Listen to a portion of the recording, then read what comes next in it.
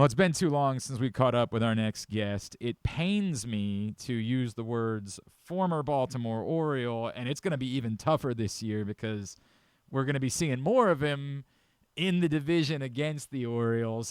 I'm going to root for him forever, but I don't know how I feel about the fact that I'm describing him as a Tampa Bay Ray. He is our friend Cedric Mullins, and he's back with us now here on GCR. Cedric, it's Glenn. It's so good to catch up with you, man. Thank you for taking the time for us. Oh, absolutely. Yeah, I miss these conversations, and it's been a minute. Dude, this has been I was sort of telling you before we started talking. My kids are 11 and 8. And it's funny because John Oliver told a story about Pete Alonso and how his son was a big Pete Alonso fan because they're Mets fans. And I have been talking all week this week about how much that hit home with me because my boys are the biggest Cedric Mullins fans on the face of the planet. And I love that. I hadn't experienced this before with them. I mean, Santander, they were very hurt about that. They loved Anthony, and we all loved Yep. Anthony, obviously. But that Yep. last summer, like, was one of the most painful. I felt like I was telling them their dog had died. Like it was the most difficult thing I think I had been through outside of, like when their grandfather passed away, to let them know Yep. that you had been dealt. Can you walk me through the emotions and everything that you go through? Because I know it's a business, but you had been blessed to spend so long in one organization. How tough is it when you go through it? Are you fully prepared for it? And what has it been like, obviously, now moving on to a third organization in the span of a year? Yeah, just kind of how the year unfolded. There was definitely some mental preparation in regards to the guys being moved, even myself being traded to another team. Had no clue who that might have been, but just always knew that the possibility was creeping up, especially towards that deadline. And like you said, it was a very emotional situation just because I had been with Baltimore my entire career, from the minor leagues, from the draft to the minor leagues and on.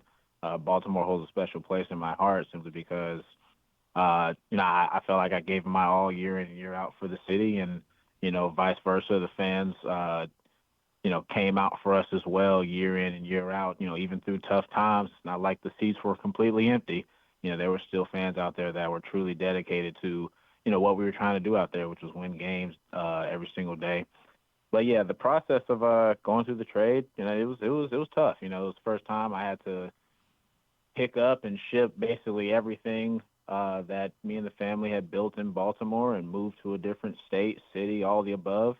And so that transition was not easy, but like you said, it's part of the business. And, to experience that for the first time prepared me for what is now with Tampa in terms of just, coming into a new organization, getting a feel for the guys, getting a feel for, the philosophy of the game that Tampa brings. And, it's an exciting moment. Is there a real emotion to?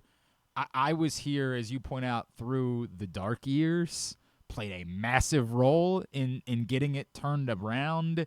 Is there a pain of not seeing it fully come to fruition to win a World Series with that organization that you did so much, you put so much sweat equity into making this team a winner again?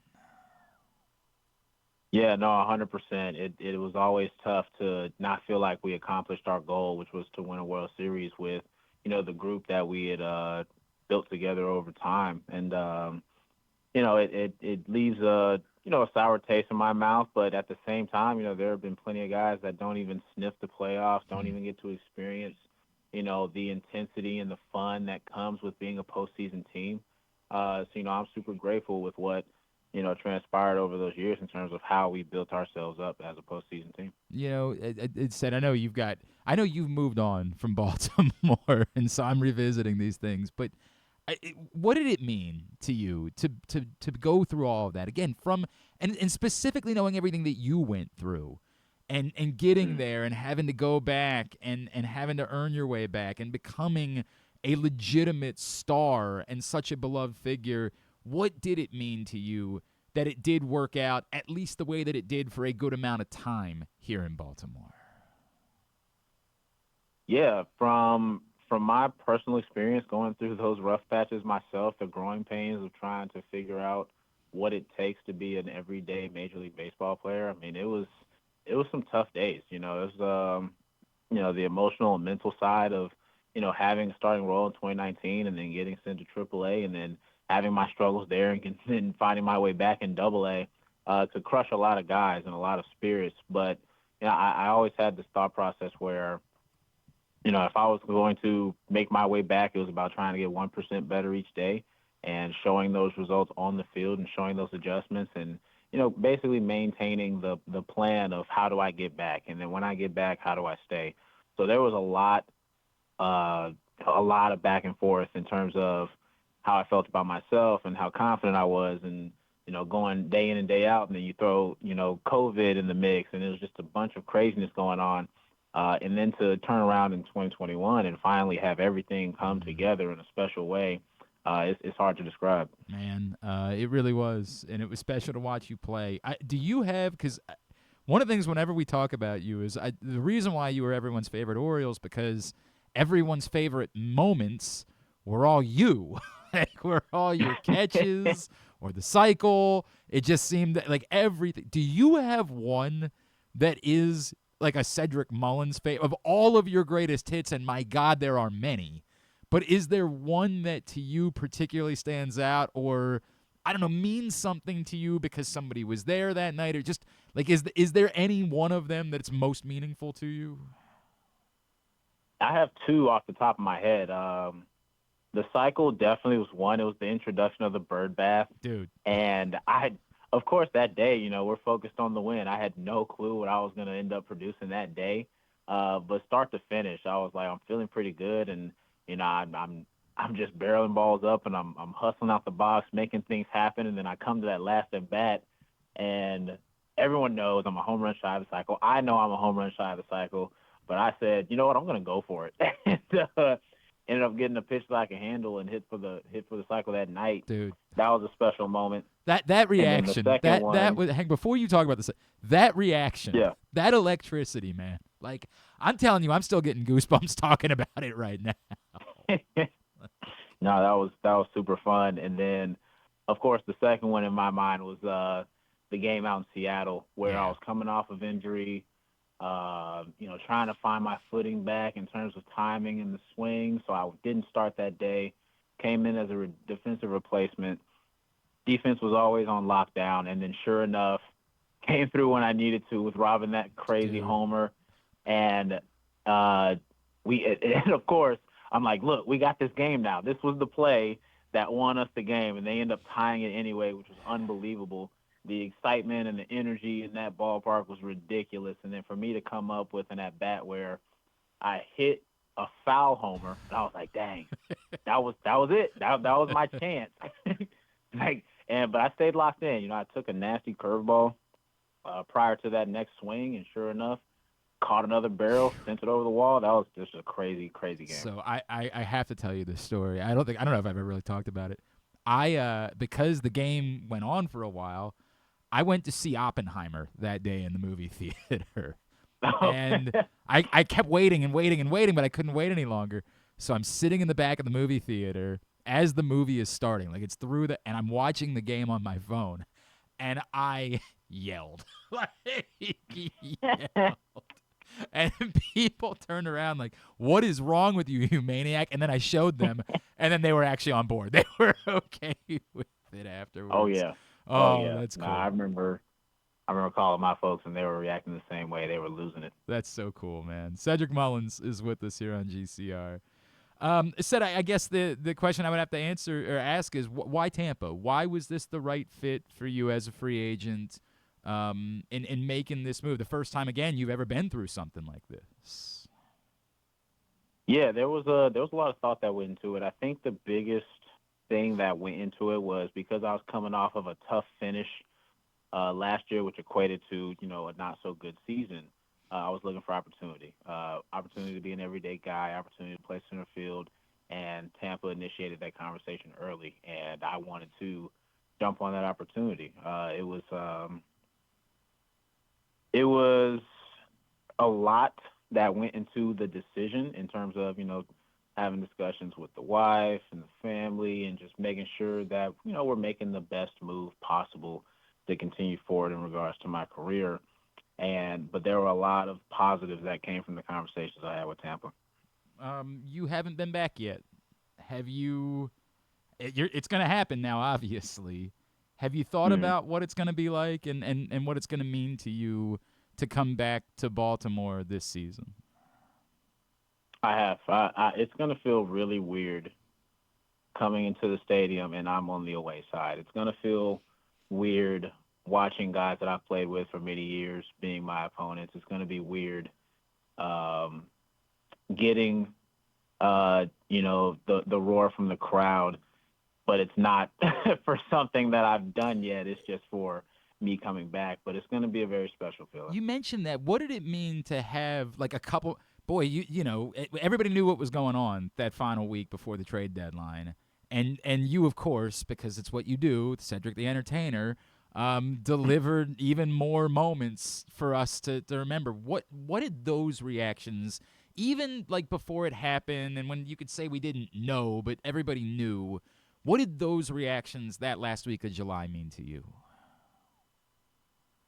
Yeah, it was such a weird vibe in the clubhouse. Of course, we're coming up on the deadline. No one knows what's really about to happen, but we know it's about to be quick and catch a couple folks by surprise in terms of where they might be going or whose name gets called. So for me, my thought process was to treat everything normal. Go Yeah. about my day as if nothing is changing. Go about my day as if I'm staying in Baltimore. And put my best foot forward, and that's exactly what I was able to do, and really, uh, put a special moment on it. Who knew that would be my final play in Dude. Baltimore up to this point. Dude. And I don't know. You say that, but knowing you, that nothing surprises us. Nothing surprises us. That's the way it worked out. I want to ask where you are. Like, I know you've been through a lot the last couple of years with health and consistency and playing your best. How good do you feel going into this season that you're going to be able to be the best version of Cedric Mullins? And we know what that looks like when you are. Yeah, I said the focus at the end of the day is always how do I keep myself on the field? How do I maintain health? And so that's what the off season was, and I think I did a really good job of fine tuning a couple things that might have been missing in pregame routines and activation and mobility work, and bringing it to Tampa where the staff is going to be uh, keeping an eye on different things in terms of workload and things of that nature.